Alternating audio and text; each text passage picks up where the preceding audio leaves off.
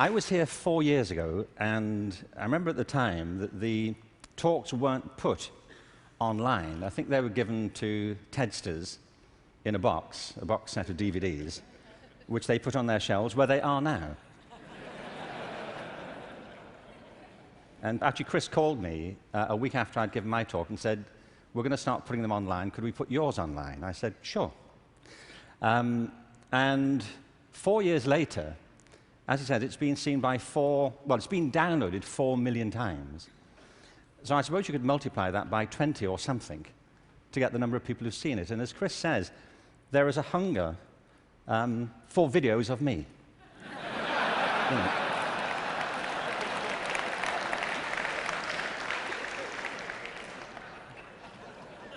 Don't you feel?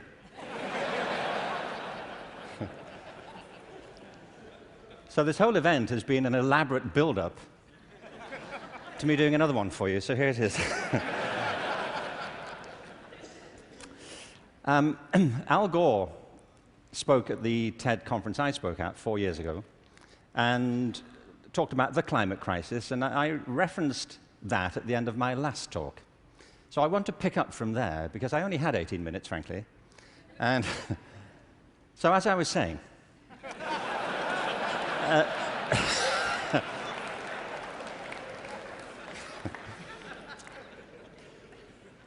you see, he's right. I mean, there is a major climate crisis, obviously, and I think if people don't believe it, they should get out more.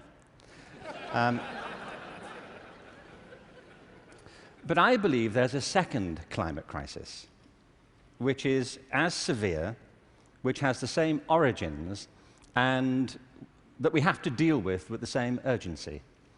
And I mean by this, and you may say, by the way, look, I'm good. You know, I have one climate crisis. I don't really need a second one. But this is a crisis of not natural resources, though I believe that's true, but a crisis of human resources.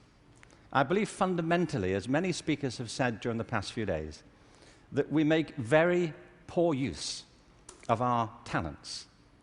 Very many people go through their whole lives having no real sense of what their talents may be, or if they have any to speak of. I meet all kinds of people who don't think they're really good at anything. Actually, I kind of divide the world into two groups now. Jeremy Bentham, the great utilitarian philosopher, once spiked this argument. You know, he said there are two types of people in this world: those who divide the world into two types, and those who do not. Well, well, I do. And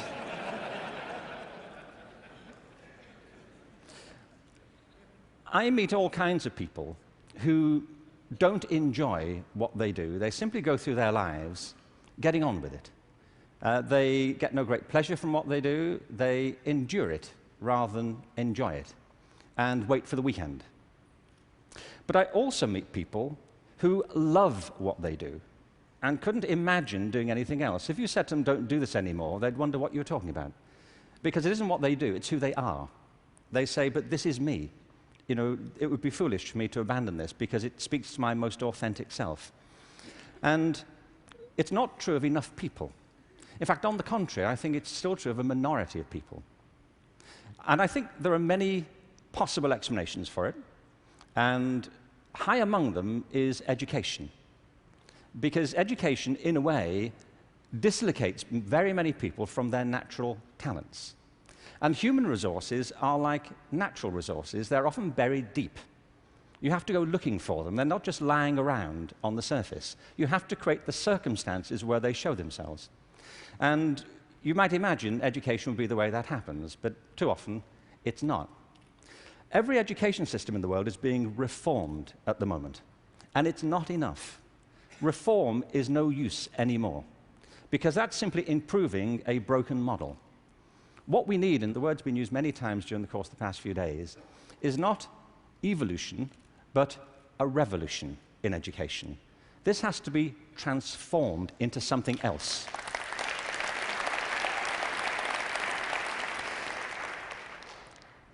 One of the real challenges is to innovate fundamentally in education. Innovation is hard.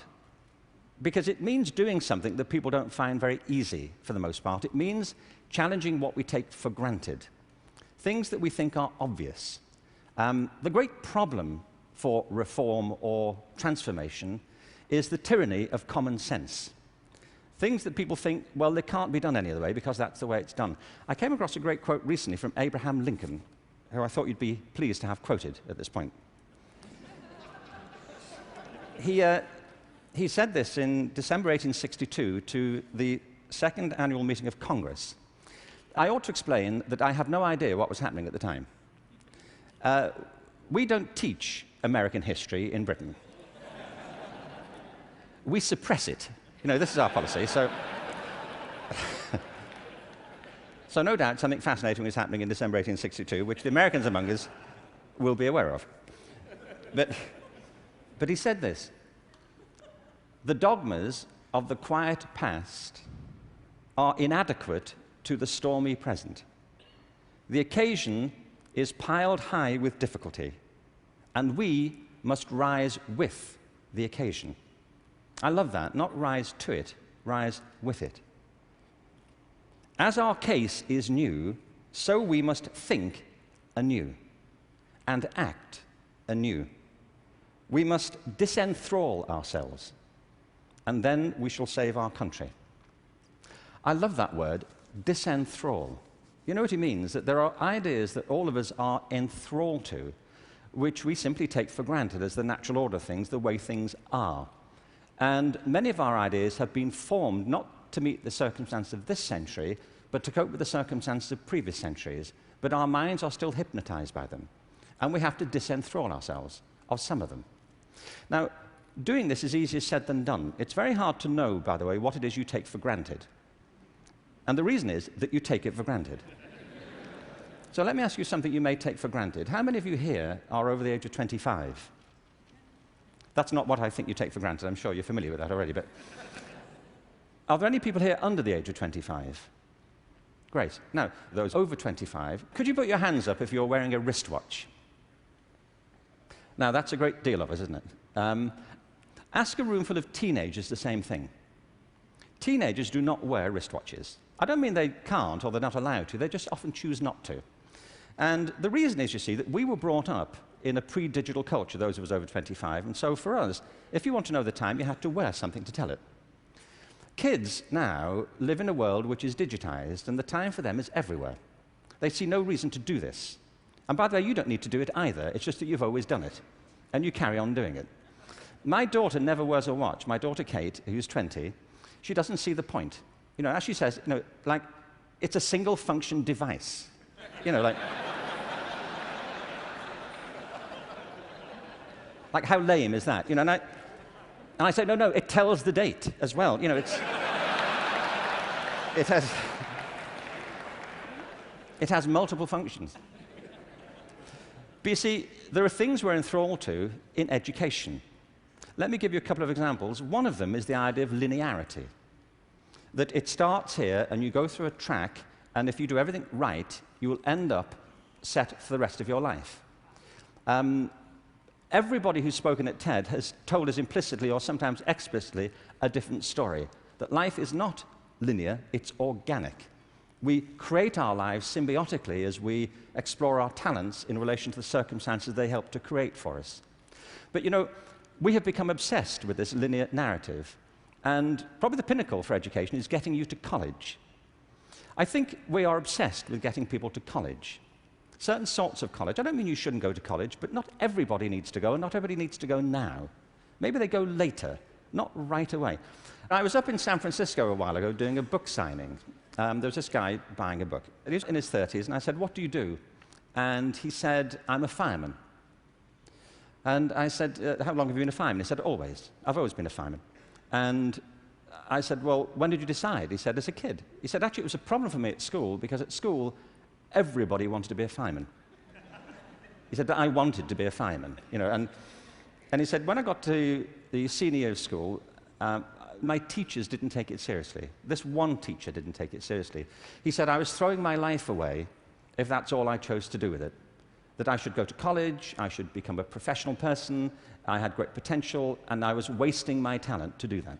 And he said it was humiliating because he said it in front of the whole class, and I really felt dreadful. But it's what I wanted. And as soon as I left school, I applied to the fire service, and I was accepted. And he said, you know, I was thinking about that guy recently, just a few minutes ago when you were speaking about this teacher. He said, because 6 months ago, I saved his life. He said he was in a car wreck, and I pulled him out, gave him CPR, and I saved his wife's life as well. He said, I think he thinks better of me now.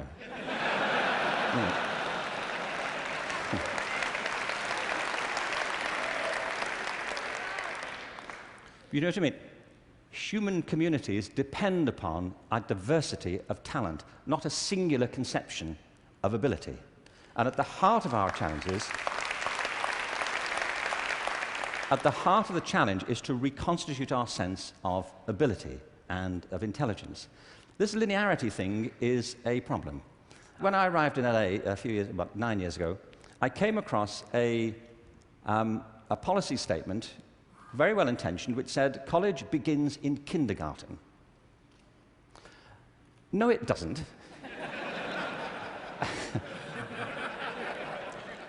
It doesn't. If we had time, I could go into this, but we don't. Kindergarten begins in kindergarten. A friend of mine once said, you know, a 3-year-old is not half a 6-year-old.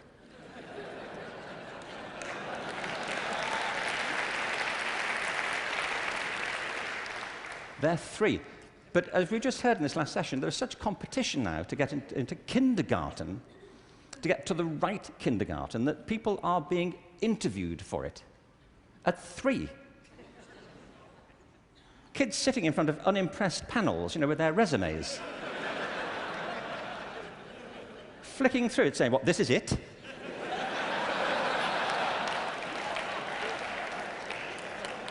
You've been around for 36 months, and this is it. You know,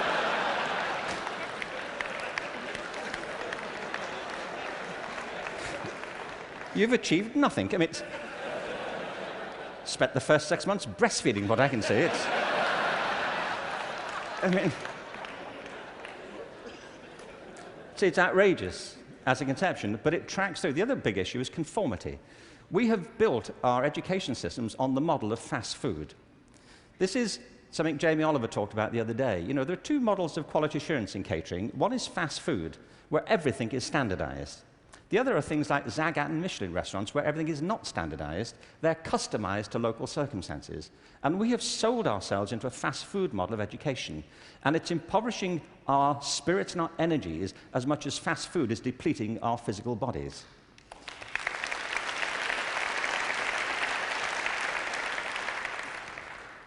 I think we have to recognize a couple of things here. One is that human talent is tremendously diverse. People have very different aptitudes. I worked out recently that I was given a guitar as a kid at about the same time that Eric Clapton got his first guitar.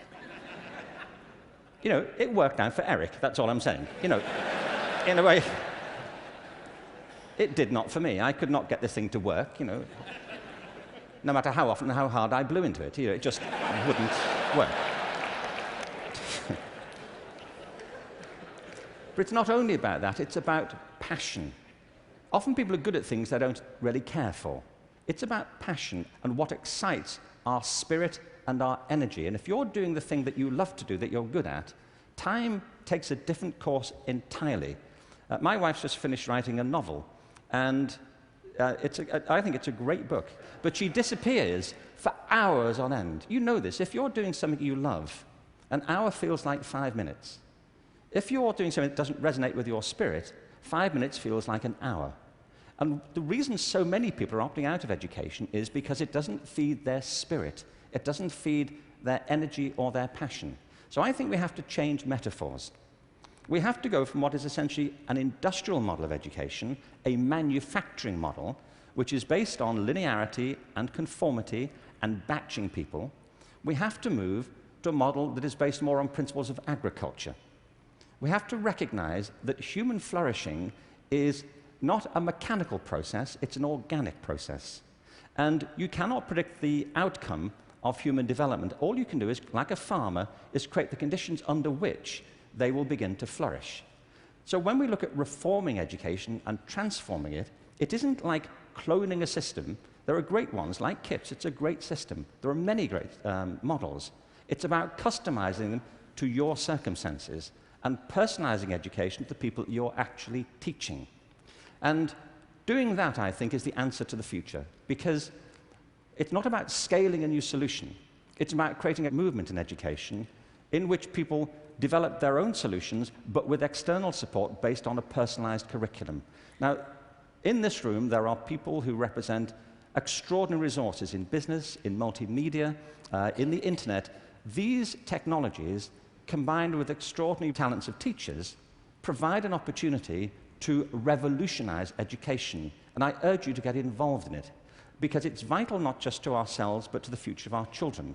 But we have to change from the industrial model to an agricultural model where each school can be flourishing tomorrow. That's where children experience life, or at home if that's where they choose to be educated with their families or their friends. There's been a lot of talk about dreams over the course of this few days. And I wanted just to, very quickly, I was very struck by Natalie Merchant's songs last night, recovering old poems. I wanted to read you a quick, very short poem from W.B. Yeats, who some of you may know. He wrote this to his love, Maud Gone, and he was bewailing the fact that he couldn't really give her what he thought she wanted from him. And he says, "I've got something else, but it may not be for you." He says this: "Had I the heavens embroidered cloths, enwrought with gold and silver light, of blue and the dim and the dark cloths, of night and light and the half-light, I would spread the cloths under your feet. But I, being poor, have only my dreams. I have spread my dreams under your feet. Tread softly, because you tread on my dreams. And every day, everywhere, our children spread their dreams beneath our feet. And we should tread softly." Thank you. Thank you very much. Thank you very much.